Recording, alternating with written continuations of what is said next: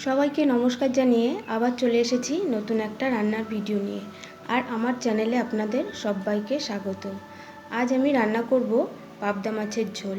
পাবদা মাছের ঝাল, সর্ষে বাটা দিয়ে পাবদা মাছ অনেকেই খেয়েছেন, কিন্তু সবজি দিয়ে পাবদা মাছের ঝোল আমি কিভাবে রান্না করি পুরো ভিডিওটা শুরু থেকে শেষ পর্যন্ত দেখতে থাকুন। আর এই পাবদা মাছের ঝোল রান্না করতে আমার কি কি উপকরণ লেগেছে আমি রান্না করতে করতে বলে দিচ্ছি। পাবদা মাছের ঝোল রান্না করার জন্যে সবার প্রথমেই আমি পাবদা মাছগুলোকে খুব ভালো করে কেটে ধুয়ে পরিষ্কার করে নিয়েছি। আর নিয়েছি একটা ছোট সাইজের ফুলকপি, এরকম টুকরো করে কেটে নিয়েছি। আর 3টে বড় সাইজের আলু আমি 4 টুকরো করে কেটে নিয়েছি। আর নিয়েছি কিছু ধনেপাতা, 2 চামচ আদা বাটা আর একটা বড় সাইজের টমেটোটাকে আমি পরে বেটে দেব, এখন গোটাই আছে। এখন আমি মাছগুলোতে লবণ আর হলুদ মাখিয়ে নেব। এখন আমি মাছগুলোকে ভাজার জন্যে মাছের গায়ে অল্প পরিমাণ লবণ আর অল্প পরিমাণ হলুদ দিয়ে আমি খুব ভালো করে মাখিয়ে নেব। মাছগুলোতে লবণ আর হলুদ আমি খুব ভালো করে মাখিয়ে নিয়েছি, এবার ভেজে নেব। তার জন্য একটা কড়াইয়ে আমি পরিমাণ মতন সর্ষের তেল গরম বসাবো। সর্ষের তেল খুব ভালো করে গরম হয়ে গেছে, এবার আমি পরপর মাছগুলো ছেড়ে ভেজে নেব।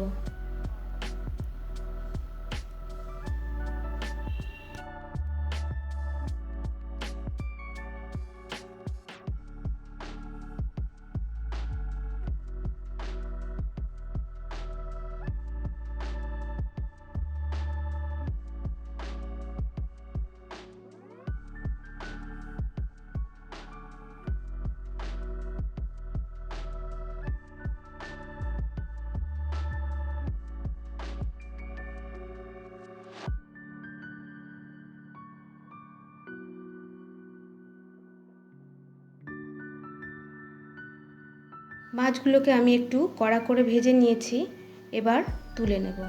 কারণ পাবদা মাছ খুব নরম হয়, তাই আমি একটু কড়া করে ভেজে নিয়েছি। এবার ওই মাছ ভাজা তেলের মধ্যেই আমি ফুলকপি আর আলুগুলো ভেজে নেব। প্রথমে আমি টুকরো করে কেটে রাখা ফুলকপিগুলো দিয়ে একটু লাল লাল করে ভেজে নেব। ফুলকপিগুলো দিয়ে হালকা নাড়াচাড়া করে দেব। এবার দিয়ে দেব অল্প পরিমাণ হলুদ দিয়ে ফুলকপিগুলো আমি ভালো করে ভেজে নেব।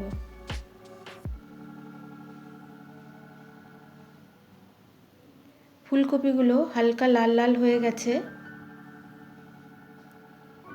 আরও একটু ভেজে নেব। এবার ফুলকপিগুলোকে তুলে নেব। ফুলকপি ভাজার পরে আমি দিয়ে দেব টুকরো করে কেটে রাখা আলু।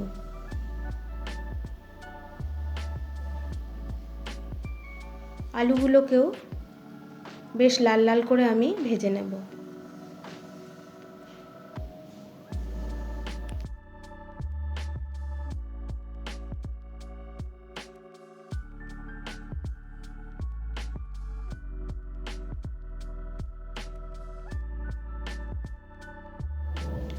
আলুগুলোকেও ভেজে নিয়েছি, এবার আলুগুলোকে তুলে নেব। আলুগুলো তোলার পর এবার আমি ওই ফ্রাইং প্যানে আরও একটু তেল অ্যাড করব। তেল গরম হওয়ার পর ফোড়ন দেব একটা তেজপাতা,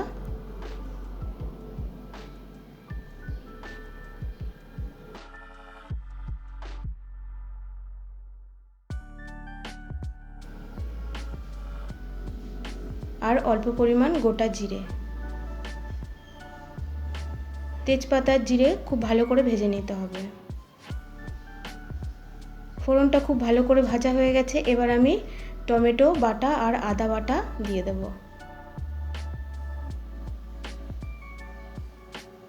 টমেটো বাটা আর আদা বাটা দিয়ে খুব ভালো করে নেড়েচেড়ে মিশিয়ে দিয়ে কষাতে থাকবো।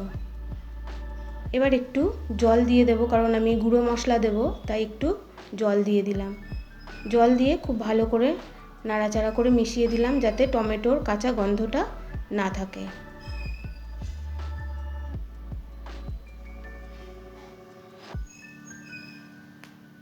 এবার দিয়ে দেব হাফ চামচ হলুদ গুঁড়ো, হাফ চামচ জিরে গুঁড়ো আর হাফ চামচ ধনে গুঁড়ো।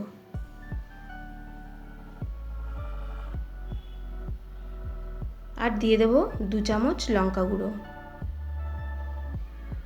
মাছের ঝোলটা বেশ লাল লাল হবে, তাই একটু লঙ্কার গুঁড়োর পরিমাণটা বেশি দিলাম, আর একটু ঝাল ঝালও খেতে হবে। সব গুঁড়ো মশলা দেওয়ার পর আমি কষাতে থাকবো যতক্ষণ না তেল ছেড়ে আসে।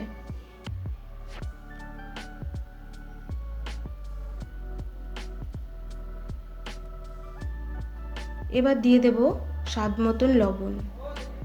আমি সব সময় মশলা কষানোর সময় লবণটা দিয়ে দিই, তাহলে মশলাটা বেশ সফট হয় আর ভালো করে কষানোও হয়ে যায়। দেখুন মশলা থেকে তেল ছাড়তে শুরু করেছে। এবার আমি দিয়ে দেব ভেজে রাখা আলু। ভেজে রাখা আলু মশলার সাথে খুব ভালো করে নেড়েচেড়ে মিশিয়ে দেব।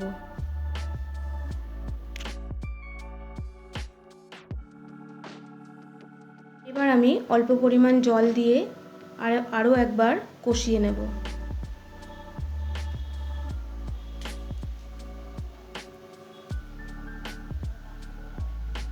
এবার দিয়ে দেব ভেজে রাখা ফুলকপি।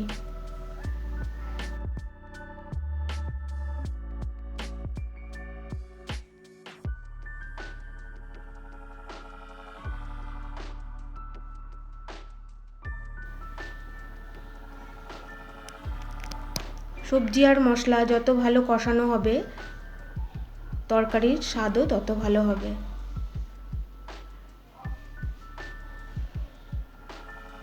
সব কিছু খুব ভালো করে কষানো হয়ে গেছে।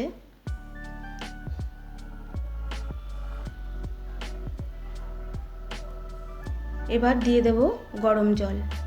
আমি পাশে একটা পাত্রে গরম জল করে রেখেছিলাম, সেই গরম জলই আমি দিয়ে দেব।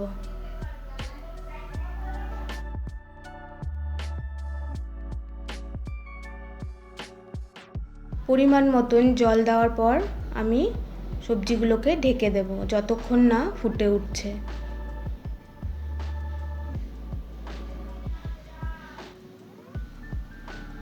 ঝোলটা প্রায় 10 মিনিট ফুটেছে, সবজিগুলো হাফ সেদ্ধও হয়ে গেছে। এবার ঝোলের মধ্যে দিয়ে দেব মাছগুলো।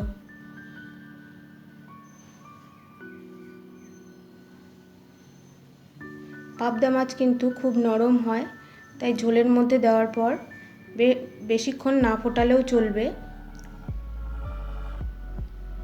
আমি খুব সাবধানে মাছগুলো দিয়ে দিচ্ছি।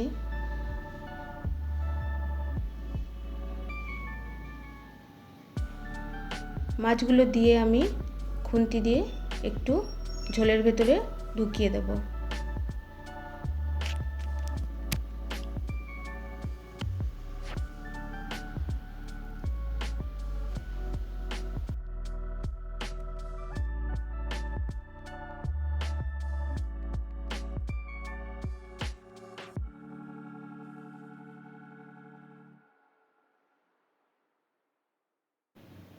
এর ভেতরে দিয়ে দেব 3-4টে চেরা কাঁচা লঙ্কা।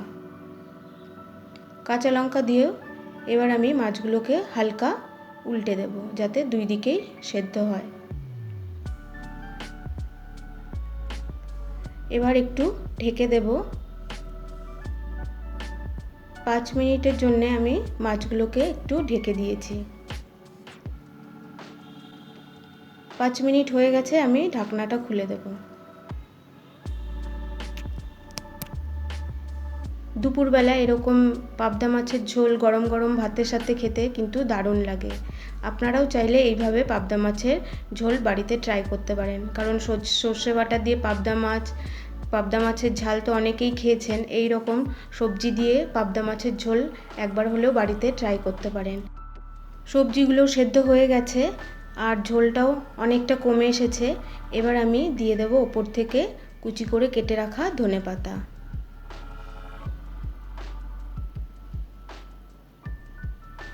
পাবদা মাছের ঝোল রেডি।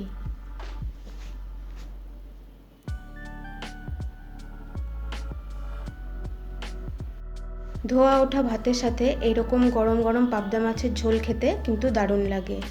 কেউ চাইলে বাড়িতে ট্রাই করতে পারেন। পাবদা মাছের ঝোল হয়ে গেছে, এবার আমি ঢেকে রেখে দেব।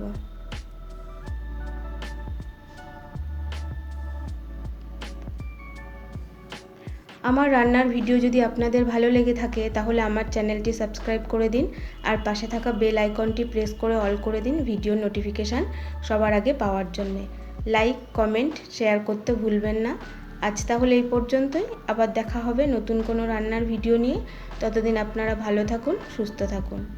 আমার ভিডিওটা দেখার জন্য ধন্যবাদ।